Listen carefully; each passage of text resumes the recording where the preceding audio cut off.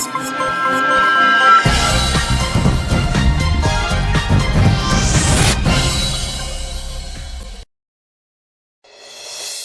शहराची लोकसंख्या आणि विस्तार वाढतोय.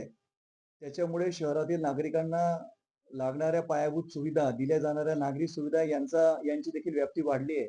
आणि ते पूर्ण करण्यासाठी आपल्याला जळगाव शहर मनपाच्या अंतर्गत कर्मचारी वृंद असतील, तंत्रज्ञ अधिकारी असतील, अशा अतिरिक्त स्टाफची आवश्यकता आहे.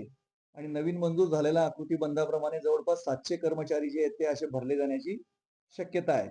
जळगाव शहर मनपाचा निवृत्ती वेतन, शिक्षण मंडळाचं वेतन, वीज देयके आणि साफसफाई याचा दर महिन्याचा खर्च 18.70 कोटी आहे. आणि 700 कर्मचारी जर आपण भरले तर पुन्हा 4.27 कोटीने तो वाढेल. म्हणजे दर महिन्याला 23 कोटी अर्थात वार्षिक 276 कोटी रुपये जळगाव शहर मनपाला या अनिवार्य गोष्टींसाठी लागणार आहे. तर जळगाव शहराचं उत्पन्न जे आहे ते जीएसटी अनुदान वगळलं तर तेवढं नाहीये. तर त्या दृष्टीने मालमत्ता कर असेल, भाडे कराराचं नूतनीकरण असेल, याच्यातनं मिळणारी जी अमाउंट आहे, त्याला काहीतरी मर्यादा आहेत. आणि म्हणून जीएसटीचं जे अनुदान आहे, 2024-25 या वर्षामध्ये आपल्याला 172 कोटी मिळालं आणि 25-26 या वर्षामध्ये 190 कोटी मिळालं. परंतु देशामध्ये 1 जुलै 2017 रोजी जीएसटीचा कायदा लागू झाला. त्यावेळी एलबीटी असेल, ऑक्ट्रा असेल, हे सर्व कर रद्द करून स्थानिक स्वराज्य संस्था आणि महानगरपालिकांना राज्य सरकारने जीएसटी अनुदान दिलं. या जीएसटी अनुदानाची रक्कम जी आहे ती बेस रेट ठरवण्यासाठी त्यांनी 2015-16 आणि 16-17 या वर्षामध्ये महसुली उत्पन्नाची जी अमाऊंट आहे ती गृहीत धरली. जर आपण त्याचा विचार केला मागच्या 10 वर्षाचा, तर 2008-9 साली जळगाव शहर मनपाचं जकातीद्वारे 53 कोटीपेक्षा जास्त उत्पन्न होतं. 2009-10 रोजी ते 9-10 या वर्षामध्ये ते 14% वाढून 61 कोटी झालं. आणि अशाच प्रकारे जकात जर सुरू राहिली असती तर दर वर्षाच्या 13 ते 15% वाढीप्रमाणे 2008च्या ऍक्च्युअल उत्पन्नापासून जर काउंट केलं तर आज मितीला ते 497 कोटी असतं. दुर्दैवाने काय झालं की 2015-16 आणि 16-17 या वर्षामध्ये सरकारची आवाज योजना आली आणि देशामध्ये जीएसटी लागू होण्याच्या चाहूल लागली. त्याच्यामुळे स्थानिक स्वराज्य संस्थांचा कराची वसुली व्यवस्थित होऊ शकली नाही व्यापाऱ्यांकडनं. म्हणून जळगाव शहर मनपाची जी वसुली होती 2015-16 ती 36 कोटीच्या आसपास होती. आणि साधारणतः 16-17 या वर्षामध्ये जर आपण त्याचा विचार केला तर ती फक्त 16 कोटी होती. हे 2 वर्षामध्ये जीएसटी आणि सरकारच्या अभय योजना या 2-3 गोष्टींमुळे मनपाचं, जळगाव शहर मनपाचं उत्पन्न जे महसुली उत्पन्न ते स्थानिक स्वराज्य संस्थांच्या याच्यामुळे कमी झालं. आणि ते कमी झाल्यामुळे त्याला बेस रेट मानल्यामुळे जळगाव शहर मनपाला जे 17-18 साली जीएसटीचं अनुदान मिळायला लागलं ते 111 कोटी मिळायला लागले.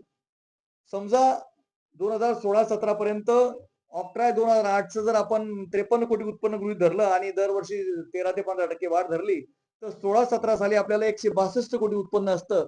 आणि 162 कोटी जर जीएसटी 2016-17 आपण गृहीत धरला असता, जीएसटी द्वारे मिळणारे उत्पन्न, तर त्याचा देखील आपण जर विचार केला तर तेही उत्पन्न आज 2024-25 ला 497 कोटी गेलं असतं.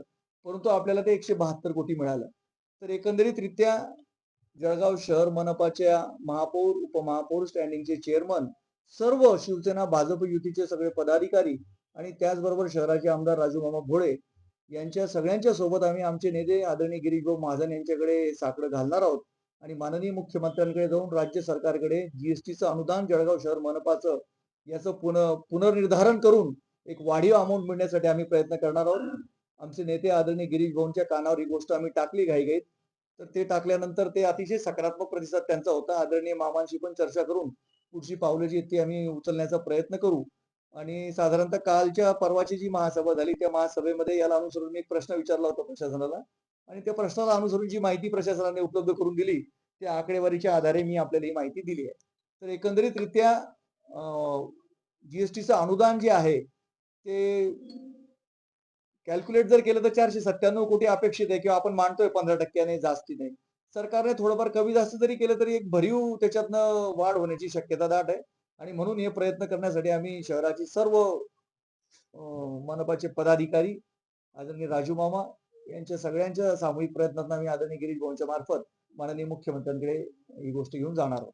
आपल्या मनपाचे जे अनिवार्य खर्च आहेत त्याच्यातच आलेलं उत्पन्न पुरेसं नाहीये.